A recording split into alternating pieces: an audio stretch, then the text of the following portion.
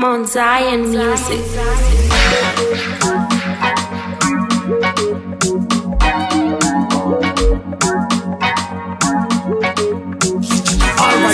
And in a Benz can have plenty money. I sing in the hope for my testimony. So me shout it out and tell everybody God is so good to me. Chakare me borera totanga, it's a testimony. Apana muna sina testimony. So if you know you have a testimony, everybody come follow me. Step to the left, step to the right. Thanks and praises to Jesus Christ. Step to the left, step to the right. Everybody listen to the next instruction. So me say 1, 2, tendereza.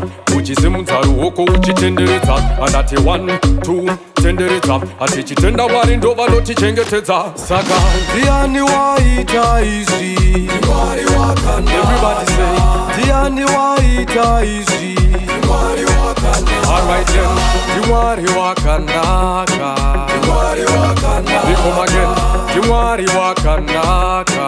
Alright then, Upamuna January, this in a January, Amuna February, this in a salary, Nakavimba Namwari, and Dina Quita Robari, Daita Injari, Jimmy Yangu Sejari, Amuna match, Ropanaka Ona, could you love me too much? My Indi Pasimba, Requita pray and watch, Heroes it Rekudenga Makaita dispatch, my Indi Pachikaf, and Dina Quita Quash, April, May, Konda is all day, so say my provider each and every day, Pasna cannot delay, Konda is okay, you showed me the way, Mwari no kudai, Sama kandi hitira June, July, Dopanaka Ziva Munonzi El Shaddai, Adonai, you are the most high, we lift on him high, step to the left, step to the right, thanks and praises to Jesus Christ, step to the left, step to the right, everybody listen to the next instruction.